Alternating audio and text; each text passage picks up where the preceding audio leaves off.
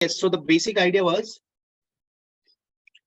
the charges are of two types. One is the positive charge, another is negative charge. The charge that appears on the glass rod is the positive charge, and the charge that appears on the plastic rod is the negative charge. Then we understood about this electrical phenomena, and then we studied about the basic methods of charging. So charging by friction, charging by conduction, and charging by induction. And we have gone through all the three phenomena. Then we went to the basic properties of electric charge, where we told that electric charges are additive in nature. So you can directly add them, but with the signs, correct? So +3 -2, you have to add it algebraically. Then the second thing was charges can neither be created nor be destroyed. So total charge of an isolated system remains always conserved, correct? Which means if a glass rod has lost some electron, the electrons must have been gained by the Silk Road. Third one was quantization of the charge. Quantization of the charge is quantization of anything is when it is made up of integral multiple of a smaller unit. So we told in that if at all a charge gets transferred, it will always be transferred in terms of electron. So the electrons can only be in a whole number, that is 1, 2, 3, 4, 5, 6, 7. It cannot be in some fraction. You cannot have 1.2 electron getting transferred. 0.2 electron doesn't mean anything.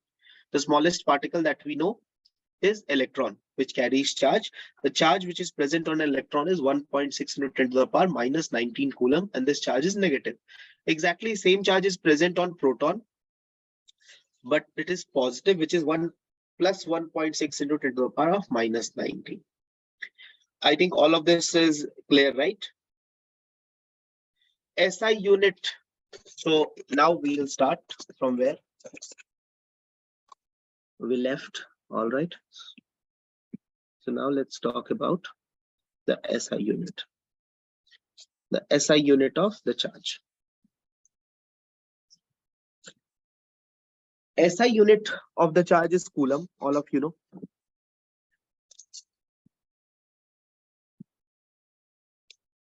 And it is written with capital C.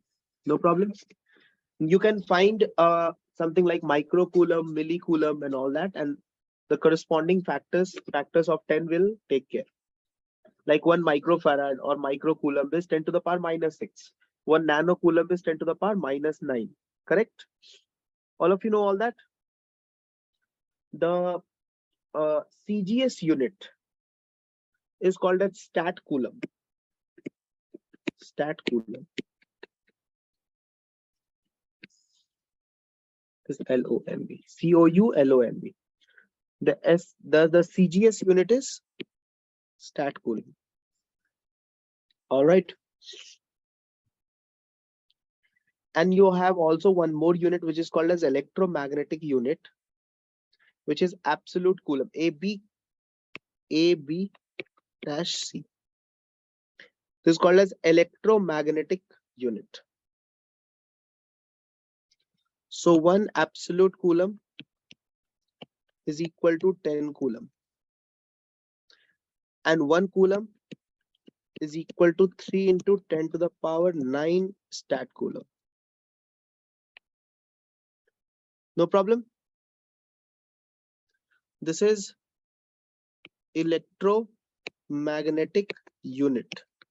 This is CGS unit. This is SI unit. 3 types of unit you get in terms of charge. All of you understood the 3 types of unit? Yes. Any doubts in this? No, sir. No, sir. Cool. Shall we go ahead now? Yes, sir. What is electromagnetic coulomb? EAB. It is just a type of unit, type of system of units. Okay.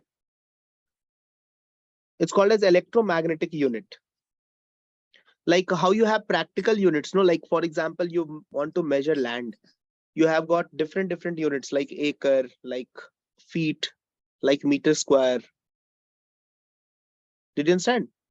Yes, sir. All these are areas only, no? They're measured in different units for practical purposes. Okay. So it is like that. When you take a medicine, they tell you, like take 2 spoons. Spoon is not a unit, right? But if they tell you like take 30 ml or 30.5 ml, then you don't have anything to measure it. So they tell you approximately, okay, take 2 spoons like that. Got it? That kind of a practical unit. Main is SI unit and CGS unit. Okay. They might ask you in a direct sort of question. Next is conductors and insulators. We have already discussed. And now let's talk about Coulomb's law. So as I told you, Coulomb's law. Coulomb's law talks about the force that exists between two charged particles, Q1, Q2. And if they're separated by a distance between them is R, this force was directly proportional to the product of the two charges and was inversely proportional to square of the distance between them. And we had got F is equal to K Q1 Q2 upon R square, right? In terms of magnitude of this force. This is what we remember. Now let's talk about K, because K is a constant, but K is not a universal constant. All right. So what is the value of K? K is equal to 1 by 4 pi epsilon. Till this point, is there any doubt? Coulomb force talks about the magnitude of the force and it tells us that, okay, force is directly proportional to product of the two charges and inversely proportional to square of the distance between them. Then we remove this proportionality thing and then we have to put some constant. So this constant comes out to be equal to K equals to 1 by 4 pi epsilon or E. Now this E is called as permittivity. E is called as what? Permittivity.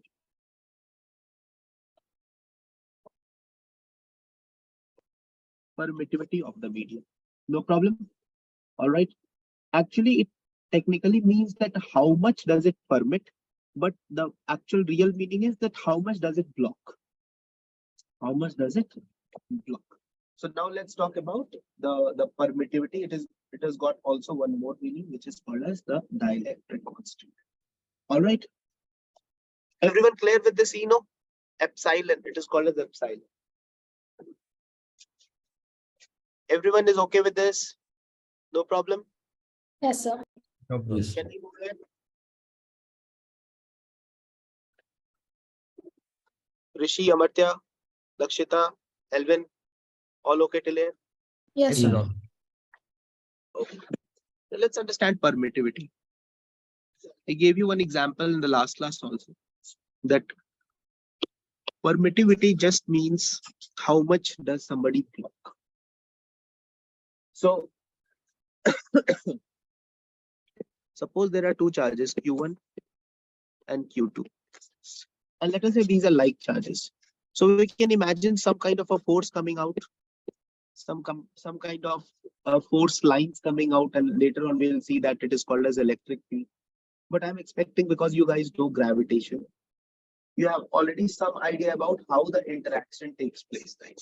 How the interaction between two things takes place. So imagine some 4 lines coming out from it. All right. All the 4 lines will reach over here if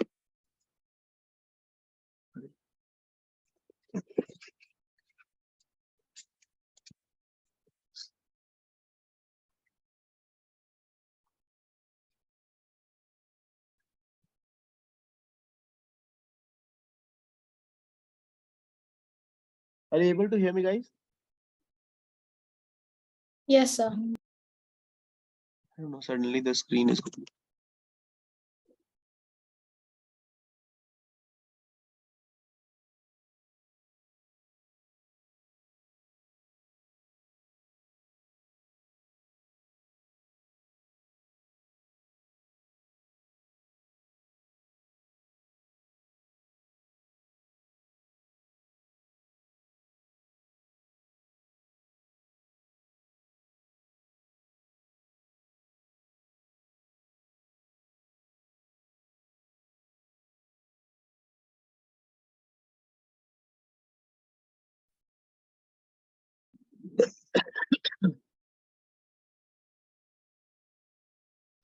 Okay.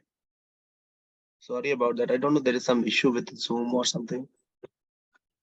Yeah. Now clear?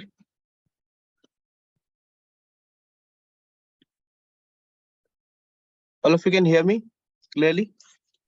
Yes, sir. Yes.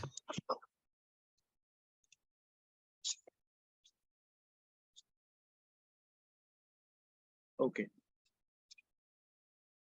So yes, permittivity I was talking about. So permittivity is something which blocks. So let us say the permittivity of this medium is 1. What does it mean? It means that if whatever is going on, if one line is going from here, one line will reach over. Permittivity of a medium is 4. Okay, what does it mean? It means that if in air all these 4 lines were going, in this medium only one line will go. Only 1 out of 4 will be allowed. Did you understand this? All right. So for example, water has a dielectric constant of 80. Or take kerosene or some other example, mica, glass, something which has a dielectric constant of 16. So if in air, let us say 2 charges were giving a force on Q1, Q2, they were giving a force on one another equal to 16 Newton. In this medium, how much force will be there? Only 1 Newton. That means only 1 out of 16 is permitted. Did you understand this idea of dielectric constant? So higher the dielectric constant, lesser will be the force. Higher the dielectric constant, lesser will be the force. Cool? Cool with this? Now, you might be thinking, sir, why does it happen? Why do we put it in the one medium and then the force suddenly becomes less? It happens because of polarization. So what happens? Suppose this Q1 started giving some, or this is plus charge, okay? Just next to this, there will be a medium.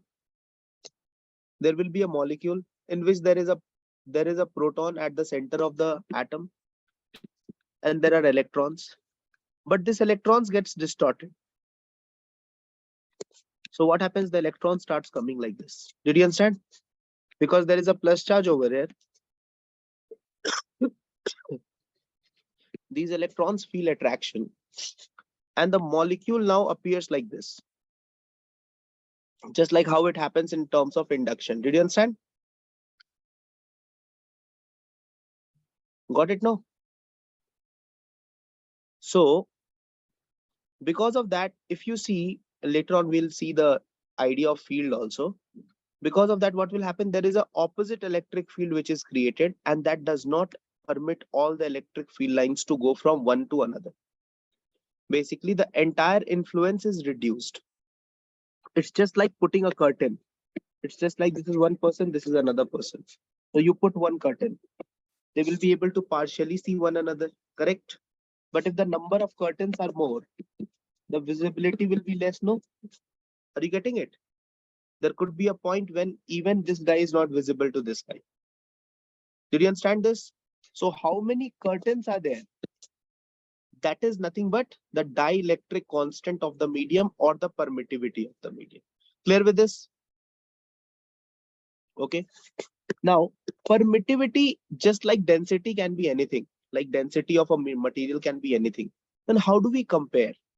How we will compare that? If I put 2 charges in kerosene, in that case, will the force will be more? Or if I put 2 charges in water, in that case, the force will be more. That is why we need to do something like what we did in case of fluid. We found out relative density. We found out what? Relative density. So we assume that permittivity of vacuum or free space, vacuum or free space or air will be called as E naught, epsilon naught. Did you understand? What we told is that we will consider permittivity of vacuum or free space or air will be called as what? Epsilon naught or E naught. And we will say that vacuum or free space or air, they permit everything. What they are doing, they are permitting everything, whatever is coming, everything is getting permitted. Obviously, no problem. So maximum, a minimum permittivity that somebody can have is E naught. Did you understand this? Correct. So we told that, okay, E naught is something which is called as absolute permittivity of free space. So we named it as absolute permittivity of free space or vacuum or air. The value of this was found to be equal to, and this value you should remember, 8.85 into 10 to the power minus 12 Coulomb square Newton meter square.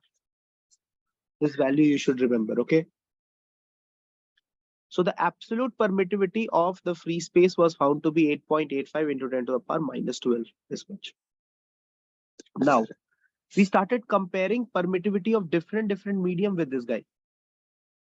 All right. And we found out that we can define something called as relative permittivity, ER, which is nothing but the ratio of permittivity of that medium to permittivity of free space. Did you understand the meaning of relative permittivity? Yes, relative permittivity. This ER is what? Relative permittivity. Anyone, any doubt till this point? Guys, you can ask if you have, if you're having any doubt. Permittivity is okay. The permittivity of 8, that is 8.8585 into 10 to the power minus 12 divided by the permittivity, absolute permittivity, right? No. Relative permittivity is just like relative density. How do you define relative density? It is the density of a substance divided by density of water at 4 degrees Celsius. Okay. So then only you determine, no, what is more heavy than water, what is lighter than water, correct? In the same way, we are finding a ratio. We define that relative permittivity is defined as permittivity of that medium divided by permittivity of air. Okay. Did you understand? Now we are finding a ratio in terms of absolute permittivity. So suppose somebody says that the relative permittivity of water is this relative permittivity is also called a dielectric constant. So the relative permittivity of water is, let us say, 10, which means that if 10 number of lines or 10 Newton is a force between two charges in air, the force in that medium will be only one. Did you understand? Okay. Did you understand this? Yeah, understood, sir. Yeah. Relative permittivity. How much force will be reduced? Basically, that's the idea. Okay. Clear, Amartya, Rishi? Yes, sir. Okay. Now, when we had written this formula, F is equal to 1 by 4 pi epsilon, where epsilon was the permittivity of a medium, times Q1 Q2 upon R square. Now, can I write this permittivity as E is equal to E naught into ER? Can I say that? Yes, sir. Yes. So can I rewrite the same expression in this form? Can I rewrite the same expression in this form?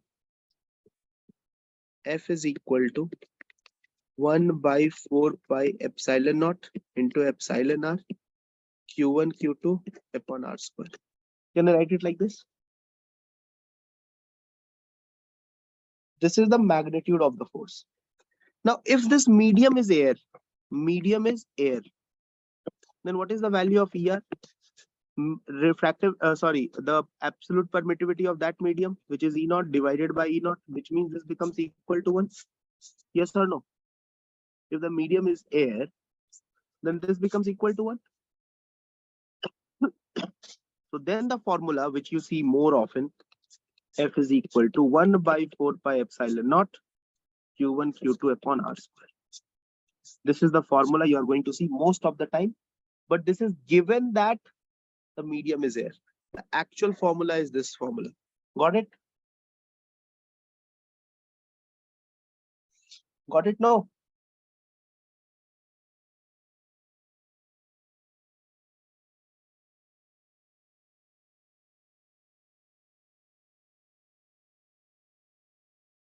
Got it, guys?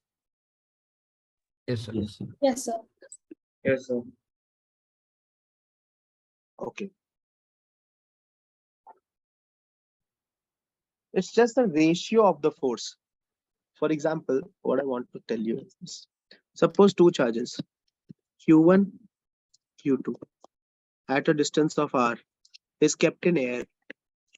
So I can write force in air will be equal to 1 by 4 pi epsilon naught Q1, Q2 upon R square. No problem. The same two charges, Q1, Q2 is kept at a distance of R in some medium. In some medium. There is some medium. Okay, some medium. What I can write? Force in this medium is equal to 1 by 4 pi epsilon, where epsilon is the permittivity of this medium, Q1, Q2 upon R square. Imagine this is equation 1, this is equation 2. If you find the ratio, you get force in air divided by force in the medium. Everything else will get cancelled. See, Q1, Q2, Q1, Q2, everything else will get cancelled. Yes or no? You'll be left with E by ER. Sorry, E by E naught. Correct? Which is nothing but the relative permittivity. So it is just the ratio of how much force will be in air divided by how much force it will give you in medium. Did you understand that?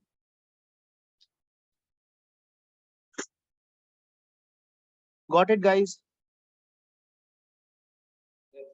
Yes, sir. हाँ 10 minute में call करें मुझे 10 minute में call करें class में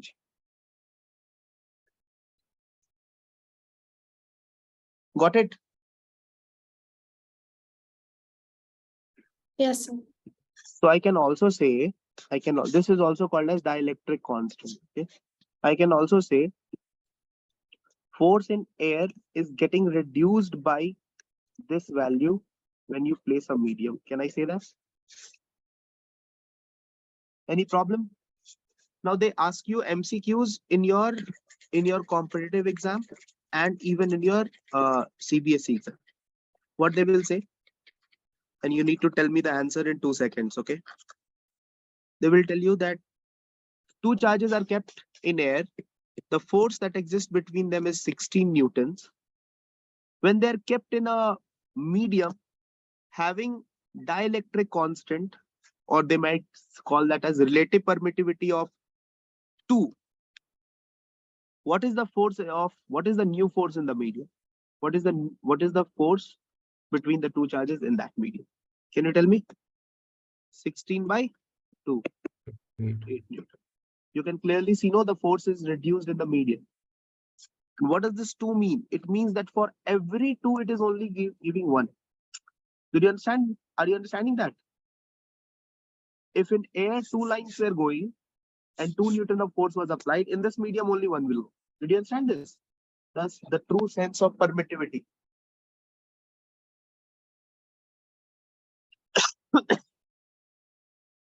Got it, guys? Yes, sir.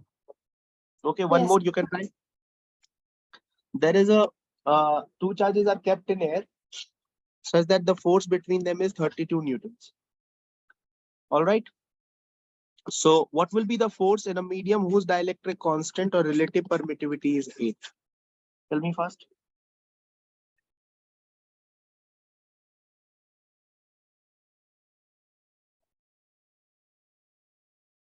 How much? Fast. So Array what force is in air is 32? 32. Huh. So 32 is what? Force in air. Force that is So that 4. the two charges. 4, correct. Absolutely correct. All of you got it? Lakshita got it? Pranav, Amartya, Rishi. Yes, sir. Yes, sir. Yes, sir. And if I ask you the reverse, that in a medium, the force that exists between two charges is 6 Newton. In a medium, the force that exists is 6 Newton. The permittivity of the medium is 3. What is the force in air? Can you tell me fast? 18. 18. Correct. Got it now? No problem? Yes. These type of MCQs you will be able to do it, right? Yes, sir. Okay. No problem? Yes, sir. Okay. So I think it's less than 1 minute left. We'll have a 10 minutes break and then we derive the Coulomb's law and we see its vector form. Then we have to go through the superposition principle. And then we'll solve some basic questions from previous year's question bank. All right, everyone? Yes, sir. Yes. So that we can test our understanding. All right, so I'll join you back in 10 minutes.